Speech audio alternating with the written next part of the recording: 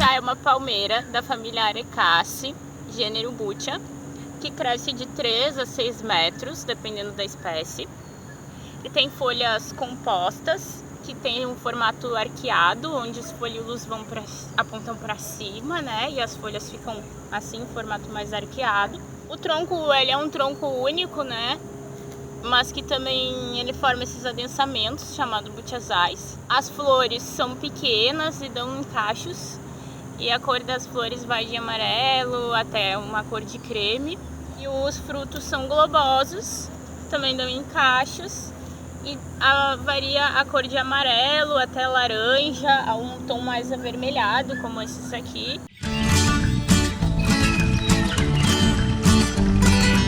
Butiazeiro, que a gente pode ver aqui um exemplar, é uma palmeira ornamental que apresenta muitos usos, entre elas o alimentício.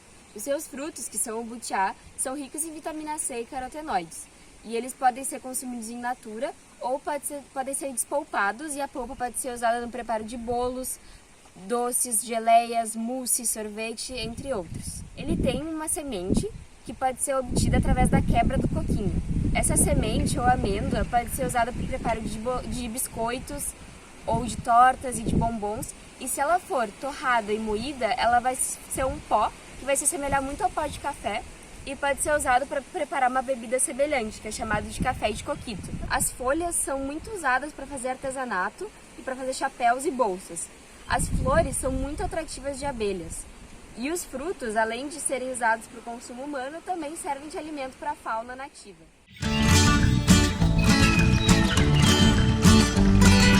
O butiazeiro pode viver até mais de 200 anos, mas a germinação pode levar mais de um ano. O plantio deve ser preferencialmente feito logo após a despolpa, que tem uma melhor chance de germinação.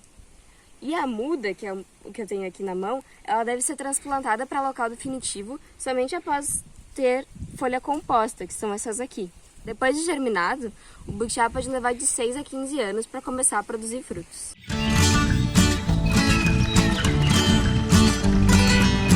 Hoje a gente vai fazer uma panacota de butiá. Essa receita é muito simples de fazer e rápida. A gente escolheu fazer a panacota porque é uma sobremesa servida gelada.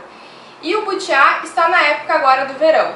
Então, a panacota de butiá é uma excelente opção para a gente servir nesses dias quentes de verão, utilizando aí da sazonalidade do ingrediente que é nativo aqui do Rio Grande do Sul, que é o butiá. Para nossa receita de hoje, eu vou utilizar 100 gramas de polpa de butiá ou meia xícara, 200 ml de nata fresca ou 3/4 de xícara, 180 gramas de chocolate branco ou 2 barras de 90 gramas cada e 2 folhas de gelatina. A gente pode substituir as 2 folhas de gelatina por 4 gramas de gelatina em pó. E aí a gente vai precisar adicionar 20 gramas de água para fazer a hidratação dessa gelatina. A polpa de butiá também pode ser substituída por suco de butiá ou pelo butiá inteiro batido no liquidificador. E aí você vai precisar coar essa fruta batida para adicionar na receita. A quantidade fica a mesma. Você também pode substituir o butiá, se você não gostar ou não encontrar na sua região, por uma polpa de uma outra fruta. O importante é que essa fruta seja ácida. A gente pode substituir também a nata por creme de leite fresco ou por creme de leite de latinha, porque ele vai ter um pouquinho mais de gordura do que o de caixinha. O importante é que a gente mantenha esses 2 ingredientes, ou a nata ou o creme de leite fresco, em função do percentual de gordura que eles têm, e aí isso vai dar toda a consistência para o nosso prato. Se você fizer essa substituição, provavelmente ele vai ficar um pouco menos cremoso e saboroso, mas não tem problema substituir pelo creme de leite de latinha. Para fazer ela, a gente precisa de poucos utensílios. O que a gente vai precisar aqui é uma panela, uma espátula, um fouet ou batedor de arame. Se você não tiver o fouet, você pode utilizar também um garfo para a gente conseguir homogeneizar depois a receita. E um liquidificador, porque a gente está usando a polpa de butiá, que é fibrosa. Se a tua polpa não for muito fibrosa, você não vai precisar utilizar o liquidificador. Eu aqui vou utilizar um mixer de mão, que é o que eu tenho. Se você não tiver, você pode utilizar o liquidificador. A gente aquecer ser a nata ou o creme de leite fresco. Nessa etapa, você pode colocar a fruta in natura aqui dentro para dar uma aromatizada. O detalhe só é que depois a gente vai precisar coar esse creme antes de seguir com a receita. Aqui eu não vou colocar porque eu estou utilizando a polpa.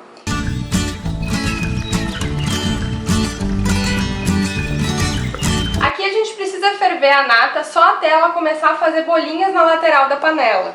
Senão a gente corre o perigo de queimar ela. E a gente hidratar a gelatina. Então a gente vai precisar de uma bacia bem grandona e de água gelada. É importante que a água esteja gelada para que a gente não derreta ela antes de colocar na receita. Aqui eu estou utilizando 2 folhas, então eu vou colocar elas bem submersas aqui na água e deixar um tempo elas aqui hidratando. Se a gente estivesse utilizando a gelatina em pó, a gente precisaria fazer esse processo de hidratar e depois derreter um pouquinho no micro-ondas para conseguir colocar ali na nossa receita e misturar esse ingrediente à polpa no próximo passo. É derreter o chocolate. Cuidado porque o chocolate é um ingrediente bem sensível ao calor. Então eu vou derreter aqui no micro-ondas de 30 em 30 segundos na potência baixa. Se você quiser, você também pode derreter o chocolate em banho-maria, que é uma panela com água fervendo, desligada, e aí depois a gente coloca esse recipiente nessa panela com ela desligada. Apenas o vapor que vai sair dessa panela de baixo vai aquecer o chocolate e derreter ele por completo. Aqui no micro-ondas é importante a gente tirar de 30 em 30 segundos e mexer o chocolate, porque senão a gente pode queimar ele também.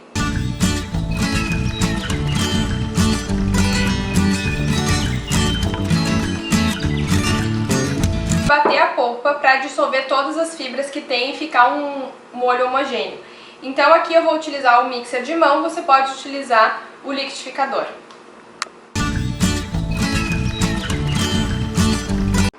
Depois que a gente bater, eu vou levar então a polpa para esquentar um pouquinho no micro-ondas, 30 segundos é o suficiente, para daí a gente misturar com o chocolate que já está derretido. Depois que a gente esquentou a nossa polpa, eu vou colocá-la num bolzinho pra gente misturar com o chocolate. Agora é importante a gente ir mexendo pra essa mistura ficar bem homogeneizada.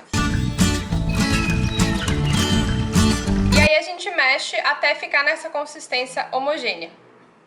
Quando tiver homogeneizado o creme, a gente vai pegar a gelatina, as 2 folhas que estavam em águas imersas, e aí a gente vai espremer elas para tirar o excesso de água. Então a gente vai colocar as folhas de gelatina na nossa mistura de chocolate e polpa de butiá. Por último, então, a gente junta o nosso creme já morninho, a nata que a gente esquentou, a mistura que a gente fez. Quando a mistura estiver homogênea, você pode transferir então para um copo medidor ou algum recipiente que tenha um bico para a gente colocar então nas nossas taças. E aí a gente enche os copinhos.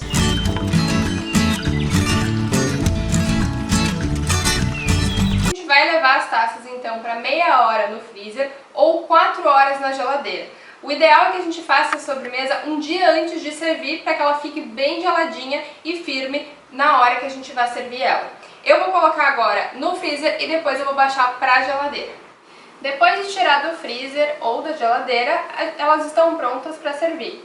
Então a gente vai decorar com pétalas de flores comestíveis. Você pode também utilizar alguma calda por cima delas ou uma geleia que você faça, preferencialmente aqui no caso de butiá.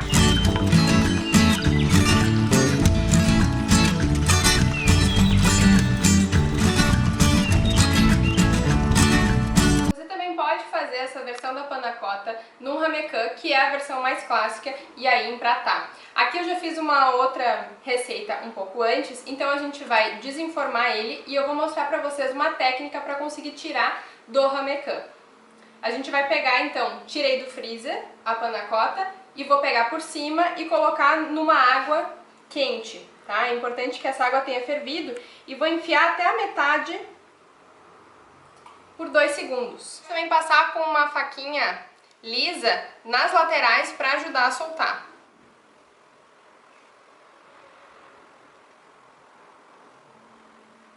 E aí a gente vai virar o prato que a gente quer empratar por cima